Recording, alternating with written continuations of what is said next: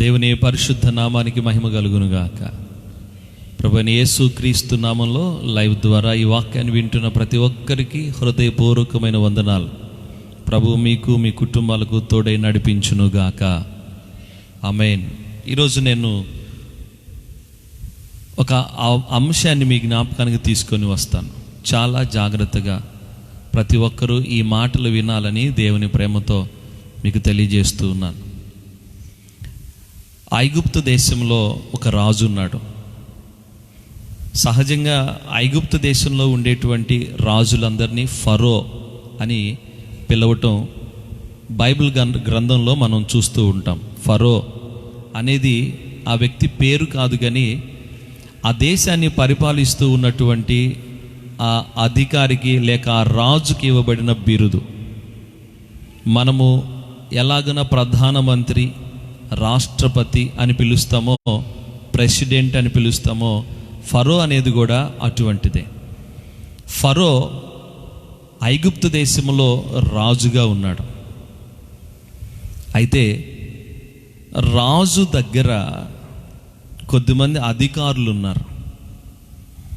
ఈ అధికారులు ఎప్పుడు ఏదో ఒక సమాచారాన్ని రాజు దగ్గరికి తీసుకొని వస్తారు. రాజ్యంలో ఏం జరుగుతుందో, ఈయన కోటలో ఉంటాడు గనుక వీరు బయట ప్రజల మధ్య తిరుగుతూ ఉంటారు కాబట్టి రాజుగారి దగ్గరికి ఏదో ఒక వార్త తీసుకొని వస్తూ ఉంటారు.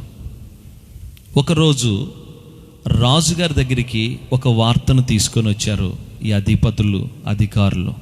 అదేంటంటే, రాజా, మన దేశంలోకి క్రొత్తగా 2 మనుషులు వచ్చారు. ఒక అబ్బాయి, ఒక అమ్మాయి. ఆ అమ్మాయి ఉంది సూపర్గా,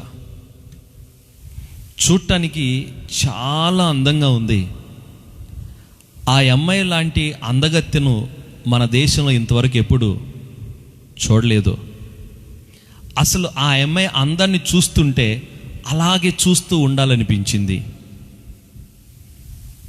అట్లాంటి అమ్మాయి ఎవరికి భార్య అవుద్దో తెలియదు అంటూ ఇలా ఒక అమ్మాయిని గురించి లేక ఒక స్త్రీని గురించి వీరు రాజుగారితో మాట్లాడుతున్నారు.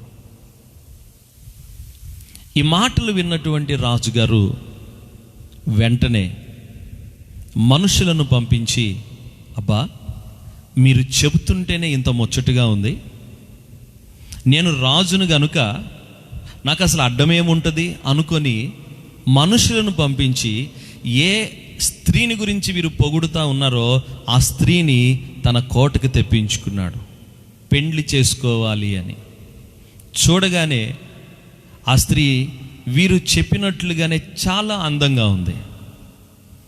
ఆ స్త్రీని తన ఇంటికి తీసుకొని వచ్చి తన ఇంటిలో ఉంచాడు, పెండ్లి చేసుకోవాలి అనే ఆలోచనతో. ఈలోగా ఏం జరిగింది అంటే, ఫరో యొక్క దేశములో లేక ఇంటిలో మహావేదనలు ప్రారంభమయ్యాయి. ఒక స్త్రీ ఇంట్లో కాలు పెడితే సంతోషం కలగాలని కోరుకుంటారు.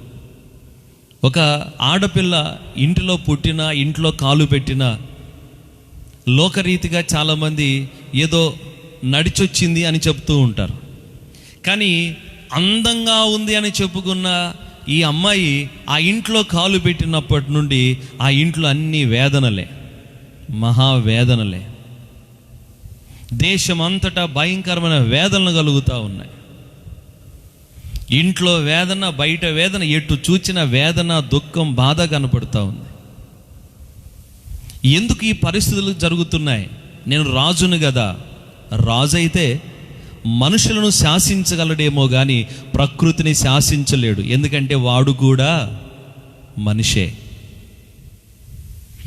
రాజు అయితే అధికారం ఉంటే రాజ్యంలో ఉన్న పశువులన్నిటి మీద పెత్తనం చెలాయించి పశువులన్నిటినీ తన కొట్టంలో కట్టేసుకోగలడు.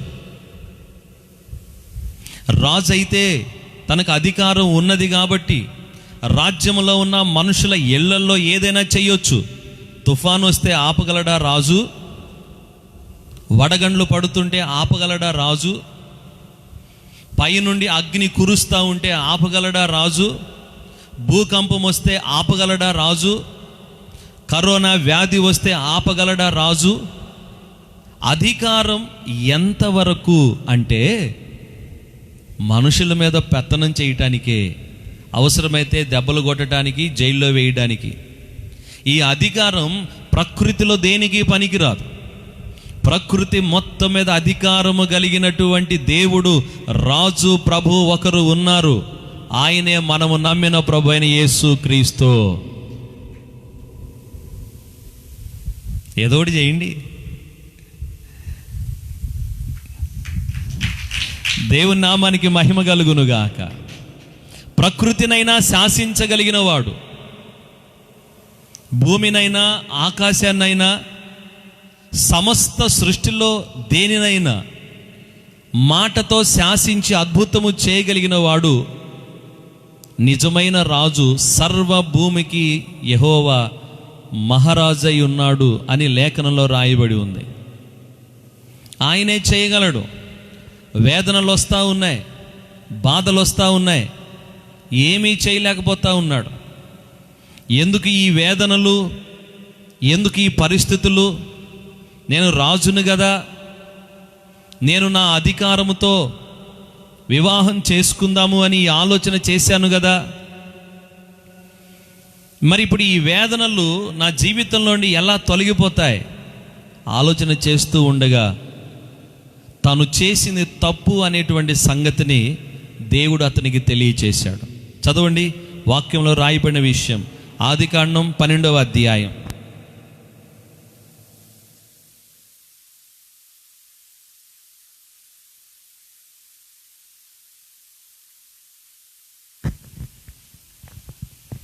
ఆదికాండం 12వ అధ్యాయం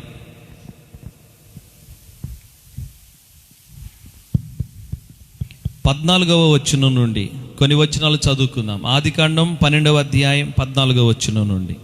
అబ్రాము ఐగుప్తులో చేరినప్పుడు ఐగుప్తీయులు ఆ స్త్రీ మిక్కిలి సౌందర్యవతియు ఉండుట చూచిరి. ఫరో యొక్క అధిపతులు ఆమెను చూచి ఫరో ఎదుట ఆమెను పొగడిరి గనుక ఆ స్త్రీ ఫరో ఇంటికి తేబడెను. అతడు ఆమెను బట్టి అబ్రామునకు మేలు చేసెను. అందువలన అతనికి గొర్రెలు, గొడ్లు, మగగాడిదలు, దాసులు, పనికత్తులు, ఆడుగాడిదలు, ఒంటెలు ఇయ్యబడెను. అయితే యెహోవా అబ్రాము భార్య అయిన శారాయిని బట్టి ఫరోను అతని ఇంటి వారిని మహావేదనల చేత బాధించెను. అప్పుడు ఫరో అబ్రామును పిలిపించి, నీవు నాకు చేసినది ఏమిటి? ఈమె నీ భార్య అని నాకెందుకు తెలుపలేదు? ఈమె నా సహోదరి అని ఎలా చెప్పితివి? నేను ఆమెను నా భార్యగా చేసుకుందనేమో. అయితేనేమి, ఇదిగో నీ భార్య, ఈమెను తీసుకుని పొమ్మని చెప్పాను. వెంటనే తన కలిగిన వేదనలు, తన ఇంటికి కలిగిన వేదనలు గుర్తొచ్చి వాటిని సరిచేసుకోలేని స్థితిలో ఉండి అబ్రాము భార్య శారా అనే సంగతి తెలుసుకొని అబ్రామును పిలిపించి శారాని ఇచ్చి పంపించేశాడు. ఇక్కడ మనం గమనించవలసినటువంటి కొన్ని విషయాలు ఉన్నాయి. ఒకటి, ఆయన రాజు తన దగ్గర ఉన్నటువంటి అధికారులు చెప్పిన దానిని బట్టి ప్రేరేపించబడ్డాడు. ఇతను నిజంగా కన్నులతో చూచి ప్రేరేపించబడ్డా, విని ప్రేరేపించబడ్డా? విని. ఏం విన్నాడు? ఆమె చాలా అందంగా ఉంది, సౌందర్యవతి అని చెప్పిన మాటలను బట్టి ప్రేరేపించబడ్డాడు. ఈరోజు ఈ విజ్ఞాపన కూడికలో మీతో చెప్పేది ఏంటంటే, దేవుని మాట, మనమందరము రాజులైన యాజక సమూహం. Praise the Lord. అంటే మనము కూడా ఎవరు? రాజులం. పేతురు భక్తుడు ఆ మాట తన పత్రికలో రాశాడు. మీరు చీకటిలో నుండి ఆశ్చర్యకరమైన తన వెలుగులోనికి మిమ్మల్ని పిలిచిన వాని గుణాతిశయమును ప్రచురము చేయు నిమిత్తం ఏర్పరచబడిన వంశమును, రాజులైన యాజక సమూహం. దేవుడు మనలను రాజులుగా చేశాడు. మనము రాజులం. అయితే ఫరో రాజు తన దగ్గర ఉన్న వారి మాటలకు ప్రేరేపించబడ్డాడు. ఇక్కడ మనం చాలా జాగ్రత్తగా ఈ విషయాన్ని గుర్తుపెట్టుకోవాలి. మనము ఎవరి మాటల చేత ప్రేరేపించబడుతున్నాం? ఫరో తన దగ్గర ఉన్న వారి మాటల చేత ప్రేరేపించబడ్డాడు. నీవు ఎవరి చేత ప్రేరేపించబడుతున్నావు? సామెతల గ్రంథం 1వ అధ్యాయం 10వ వచనం.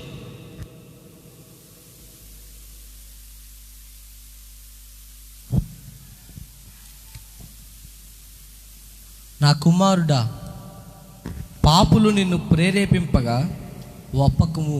నా కుమారుడా, పాపులు నిన్ను ప్రేరేపిస్తూ ఉంటారు, నువ్వేం చేయకూడదు? ఒప్పుకోకూడదు.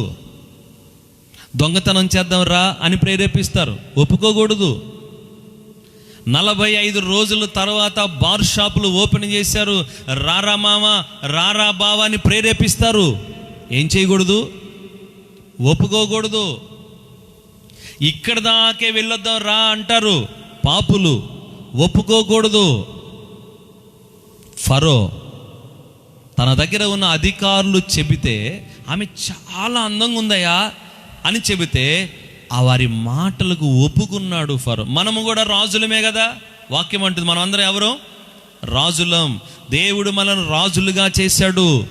దీపస్తంభం మీద దీపాలుగా చేశాడు. కొండ మీది పట్టణంగా దేవుడు మనల్ని చేశాడు. ఉన్నతమైనటువంటి స్థితిని దేవుడు మనకు కలుగు చేశాడు. అయితే ఇప్పుడు మనల్ని ప్రేరేపించేవారు కొద్దిమంది ఉంటారు. వారు నిన్ను ప్రేరేపించేది పాపానికని గుర్తుపెట్టుకుంటే చాలు.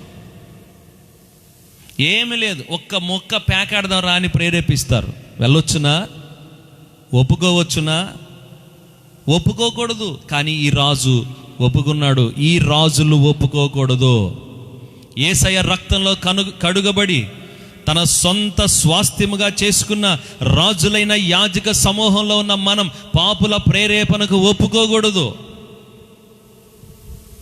దైవజనుడు సాధు సుందర్ సింగ్ గారు రైల్లో ప్రయాణం చేస్తూ వెళుతున్నాడట.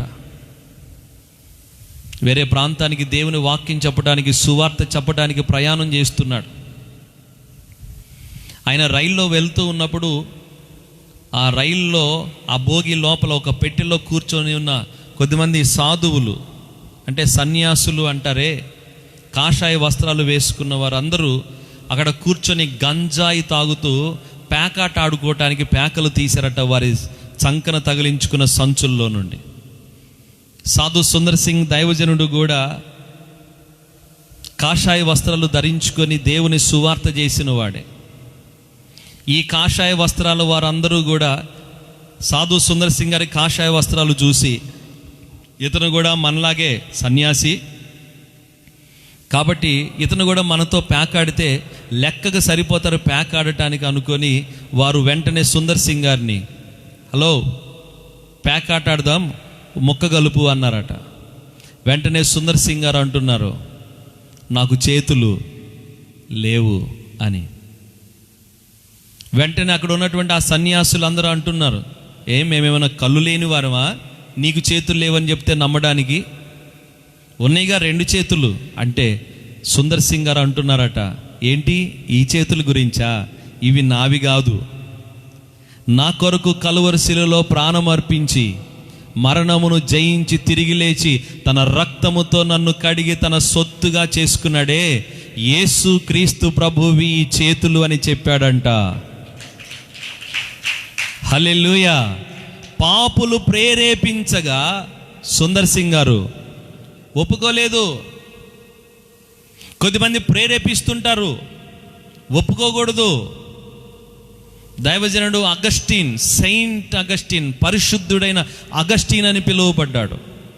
ఒకప్పుడు రోత జీవితం, ఒకప్పుడు మురికి జీవితం, ఒకప్పుడు భయంకరమైన దుర్వాసన కొట్టే జీవితం అగస్టిన్ గారిది. తల్లి ప్రార్థన ద్వారా రక్షించబడి మారు మనసు పొంది తన జీవితాన్ని యేసయ్యకు అర్పించుకొని యేసయ్య సేవలో సంచరిస్తున్న దినాలు. ఒక స్త్రీతో ఇతను చిన్న వయసు వాడు, పెద్ద వయసు ఆవిడతో తను అక్రమ సంబంధంలో పాపంలో బ్రతికాడు ప్రభువును నమ్మక మునుపు. ఇప్పుడు ప్రభువును నమ్మి ఆ రోత జీవితాన్ని విడిచిపెట్టాడు. యేసు ప్రభు కొరకు పరిమళ వాసనగా జీవిస్తూ ఉన్నాడు. ఒకరోజు సువార్త పని మీద ఆయన అదే వీధిలో వెళ్ళవలసి వచ్చింది. అప్పటి వరకు గత దినాలలో, గత సంవత్సరాలలో అగస్టీనుతో పాపములో అక్రమ సంబంధంలో బ్రతికిన ఆ స్త్రీ అగస్టీను చూచి, అబ్బా చాలా రోజులైంది, అగస్టీన్ నా కొరకే వస్తున్నాడు అనుకుంది. అగస్టీన్ ఆ వీధిలో నడుచుకుంటూ పోతూ ఉంటే ఎదురు చూస్తూ ఉంది, గుమ్మలో నిలబడి కులుకుతూ ఉంది, నవ్వుతుంది.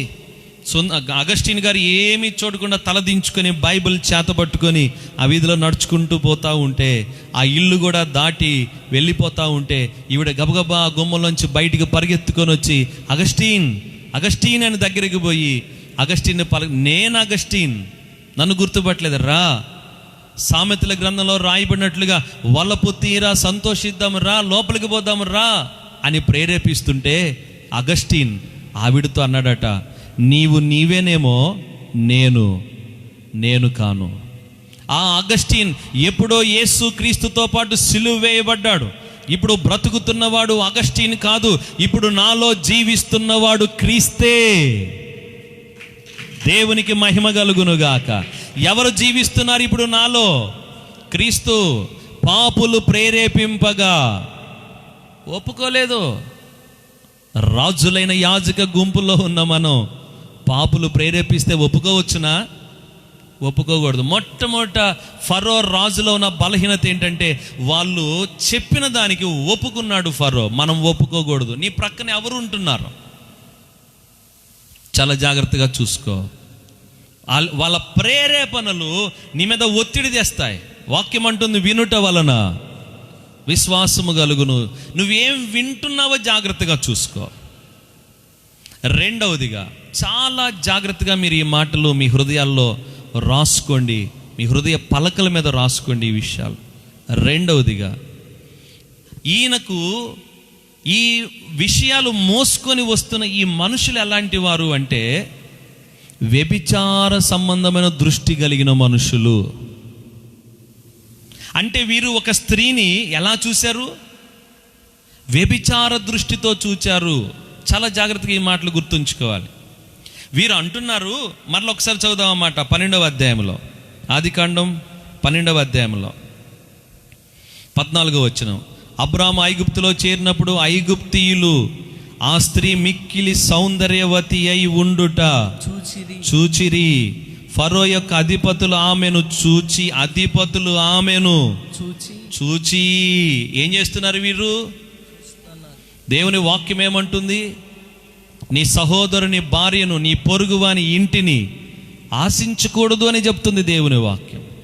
పరాయి స్త్రీని కన్నెత్తి చూడకూడదు అంటుంది వాక్యం.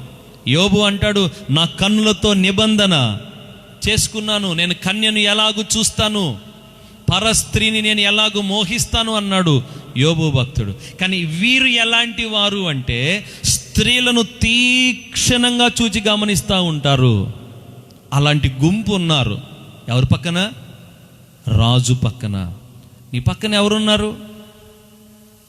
నిన్ను ప్రేరేపించే ప్రేరేపణకు లోబడుతున్నావా? మొదటిది. రెండవది, నీ ప్రక్కన ఉంటున్న వారు ఎలాంటి వారు? పాపము చేసేవారు నీ చుట్టూతా ఉన్నారా? అలాంటి వారి మధ్యన నువ్వు బ్రతుకుతున్నావా? వీరు చూచి అని రాయబడి ఉంది. చూచిన సంగతులన్నీ చెప్తున్నారు రాజు దగ్గరికి వచ్చి. నీ ఇంట్లో, నీ స్నేహితుల్లో, నీ వాట్సాప్లో, నీ ఫేస్బుక్లో, నీ మెసెంజర్లో ఎలాంటి మిత్రులు ఉన్నారు? పాపమును చూసేవారా?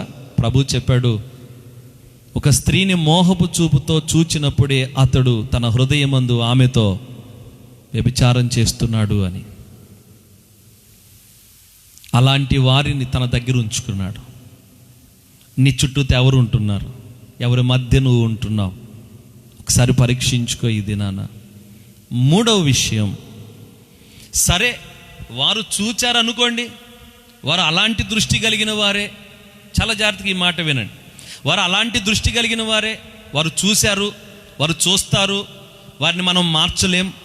అయితే వారు రాజు దగ్గరికి వచ్చినప్పుడు అధిపతులు రాజ్యం ఎలాగుందో చెప్పాలా, పొలాలు ఎలాగున్నాయో చెప్పాలా, ప్రజల సాధక బాధలు చెప్పాలా.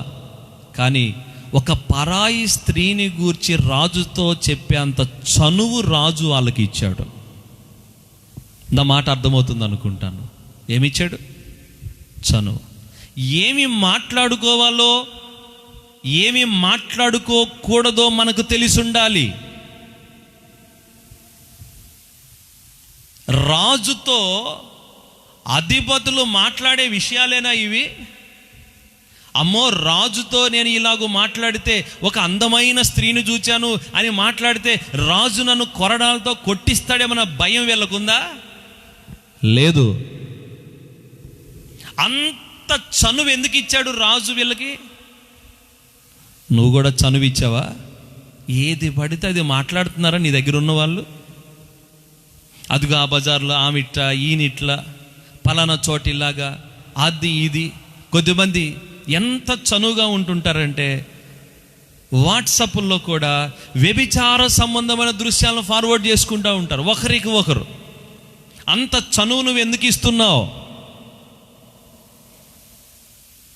రాజులైన యాజక సమూహంలో ఉన్న మనం ఎలా ఉండాలా? మన దగ్గరకు వచ్చి మాట్లాడే వ్యక్తి ఎంతవరకు మాట్లాడాలో అంతవరకే మాట్లాడేలాగా నువ్వు దేవుని బిడ్డగా, రాజు అయిన యాజకుడిగా నువ్వు ఉందువుగాక. అంత చనువు ఆ అధిపతులకు. ఎవరి దగ్గర? రాజు దగ్గర. ఏమి చనువు? ఒక స్త్రీ అందాన్ని గురించి చెప్పే చనువా? ఇవ్వకూడదు. ఒక మనిషి నీ దగ్గరికి వస్తే పాప సంబంధమైన సంగతులు నీకు చెప్పకూడదు. యోగ్యమైన విషయాలు, నీతో ఏం మాట్లాడాలో మాట్లాడకూడదో నీ చుట్టూతా ఉన్నవారికి నువ్వు ఇచ్చేటువంటి చనువును బట్టే ఉంటుంది. ఫరో రాజు వాళ్ళకి చనువు ఇచ్చాడు, చంకనెక్కారు. ఏమైంది? చివరికి ఏమైంది? వాళ్ళు చెప్పినట్టే చేశాడు. వాళ్ళు చెప్పిన మాటలకు విశ్వాసం కలిగిన ఆ అందగత్తెను చూడాలనుకున్నాడు. వీళ్ళకి చనువిచ్చి ఇట్లాంటి పాపులను చుట్టూతా పెట్టుకొని వాళ్ళ ప్రేరేపణకు ఒప్పుకున్న ఫరో ఏమయ్యాడు? నష్టం అధిపతులకు వచ్చిందా, ఫరో ఇంటికి వచ్చిందా? చెప్పాలి. వేదనలు ఫరోకి వచ్చి ఫరో ఇంటికి వచ్చినాయా, అధిపతులకు వచ్చినాయా? చెప్పరండి. చదవండి ఆ మాట కూడా మరలా స్పష్టంగా. వేదనలు ఎవరికి కలిగాయో చదవండి ఒకసారి. 17వ వచనం. అయితే యెహోవా అబ్రాము భార్య అయిన శారాయిని బట్టి ఫరోను అతని ఇంటి వారిని వేదనల చేత బాధించెను. ఎవరికి వచ్చినాయి? ఎవరికి వచ్చినాయి? చూసిన వాళ్ళకి వచ్చిందా? చెప్పిన వాళ్ళకి వచ్చిందా? విశ్వాసం కలిగే మాటలు చెప్పిన వాళ్ళకి ఏమైనా వచ్చింది? ఎవరికి రాలా. వేదనలన్నీ ఎవరికి వచ్చినాయి? రాజుగారికి వచ్చింది, రాజుగారి ఇంటి వారికి వచ్చింది. ఇదేందిరా బాబు, చూసినోడు పోయాడు, చెప్పినోళ్ళు పోయారు, వాళ్ళు చెప్పింది చేసినందుకు నాకు నా ఇంటి వారికి వేదన లేదురా బాబు అని కూర్చొని జుట్టు పీక్కొని గుండెలు బాదుకునే పరిస్థితి. చెప్పినోడు బాగానే ఉంటాడు, చూసినోడు బాగానే ఉంటాడు, రమ్మన్నోడు బాగానే ఉంటాడు, చెయ్యమన్నోడు బాగానే ఉంటాడు, మూత తీసినోడు బాగానే ఉంటాడు, సీసా తెచ్చినోడు బాగానే ఉంటాడు, పాపానికి ప్రేరేపించినోడు బాగానే ఉంటాడు. నీవు రక్షించబడి రాజులైన యాజక సమూహంలో చేర్చబడ్డావు. నీ బ్రతుకు వేదనల పాలవుతుంది. గుర్తు పెట్టుకొని బ్రతకాలి మనం. వారు అధిపతులే, వాళ్ళకి శిక్ష తర్వాత సంగతి. అరే, రాజుగా ఉన్నవాడివి, రాజ్యానికి చెప్పాల్సినోడివి, రాజ్యంలో ప్రజలకు భయం నేర్పవలసిన వాడివి, నువ్వే తప్పు చేసావు కదా, పెట్ట వాయించాడు దేవుడు. అందుకే మహావేదనలను రాయబడి ఉంది అక్కడ. వేదనలకు లోను చేశాడు దేవుడు. రక్షించబడిన దేవుని బిడ్డలమైన మనం పాపుల ప్రేరేపణకు ఒప్పుకున్నా, పాపుల సహవాసాన్ని కలిగి ఉన్నా, ఆ పాపులకు చనువిచ్చి సంకనెక్కించుకున్నా నష్టపోయేది మనమే. చివరికి వేదనల పాలై ఫరో అల్లాడిపోతున్నాడు. వాళ్ళు బాగానే ఉన్నారు బయట, నిన్ను ప్రేరేపించేవాడు బాగానే ఉండొచ్చేమో, నువ్వు దేవుని బిడ్డవి, నువ్వు వేదనల పాలవుతావు. జాగ్రత్తగా ఉండాలి, భయభక్తులు కలిగి ఉండాలి దేవుని యందు. దేవుని బిడ్డలమైన మనం ఈ 3 విషయాల్లో జాగ్రత్త పడదాం. ఈరోజు దేవుని వాక్యం హెచ్చరిస్తూ ఉంది. ఇలాంటి పరిస్థితుల మధ్యన మనం ఉంటే ఈ రాత్రి ప్రభు పాదాలు పట్టుకొని బతిమాలుకుందాం. యేసయ్యా నన్ను క్షమించు, నీ రక్తంతో నన్ను కడుగు. మనుషుల ప్రేరేపణలకు నేను ఒప్పుకున్నాను, లొంగిపోయాను, మనుషులు చెప్పినట్లల్లా నేను చేశాను. ఈరోజు మీకు ఒక మాట చెప్తాను. ఆ రోజు ఫరో పక్కన ఉన్న అధిపతులందరూ పాపం చూసి పాప సంబంధంగా ఆలోచన చేసి పాప సంబంధమైన మాటలు చెప్పారు. వారు నిత్యము మనతో ఉండి మనకు ఆలోచన చెప్పటానికి ప్రభువైన యేసుక్రీస్తు ఆరోహణమై మన కొరకు పరిశుద్ధాత్మ దేవుని లోకానికి పంపించాడు. Praise the Lord. ఆయన మనలో ఉంటాడు, మనతో ఉంటాడు, మన మధ్యలో ఉంటాడు. ఆయన మనకు పరిశుద్ధమైన ఆలోచనలు చెప్పి నడిపిస్తాడు. ఆమేన్. నువ్వు పరిశుద్ధాత్మ చేత ప్రేరేపించబడుతున్నావా, పాపుల చేత ప్రేరేపించబడుతున్నావా? ఆలోచన చేసుకో. ఈ రాత్రి యేసయ్య రక్తంతో కడగబడి తండ్రిని వేడుకున్న ప్రతి ఒక్కరిని ఆయన తన ఆత్మతో నింపబోతా ఉన్నాడు. అయ్యా, నేను మనుషుల ప్రేరేపణలకు లోబడకూడదు, మనుషుల మాటలకు నేను ఒప్పుకోకూడదు.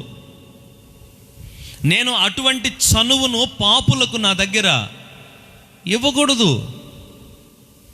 వెకిరింతగా మాట్లాడేవారు, బూతులు మాట్లాడే వారికి నా దగ్గర చనువు ఉండకూడదు. నేను రాజులైన యాజక సమూహమని నీవు నాకు ఇచ్చిన స్థానాన్ని నేను గుర్తుపెట్టుకొని, ఒకవేళ వారు చూస్తారేమో నేను చూడకూడదు అనే భయంతో ఉంటాను.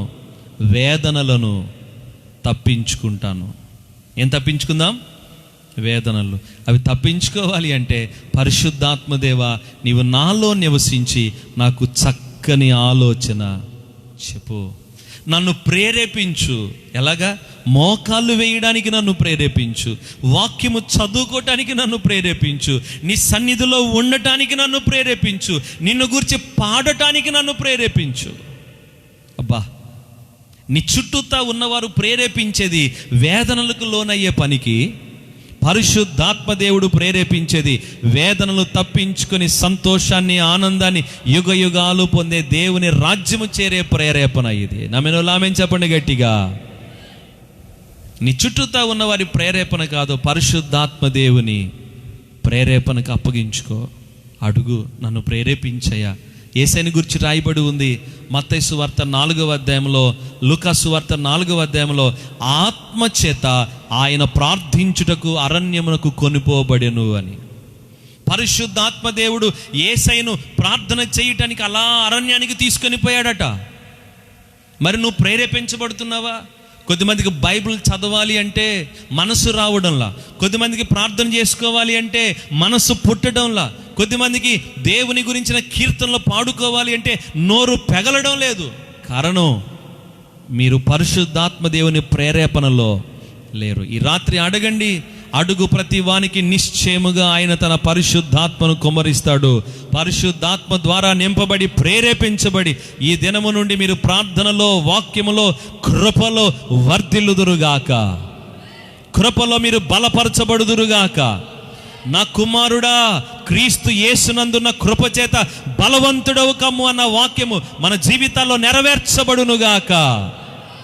రాజులము అనే ఆ ఉన్నతమైన ఆలోచన ఎప్పటికీ మనం మర్చిపోవద్దు. బజారులో వారిలాగా ప్రవర్తించొద్దు, లేకి పనులు చేస్తూ లేకి వారిలాగా ప్రవర్తించొద్దు. రాజులుగా చేశాడు యేసయ్య. రాజులుగా చేసిన యేసయ్యకి ఒకసారి 2 చేతులు ఎత్తి స్తోత్రాలు చెప్దాము. స్తోత్రమయ్యా. పెంట కుప్పల మీద నుండి మనల్ని లేవనెత్తి రాజులతో కూర్చుండబెట్టాడు ఆయన.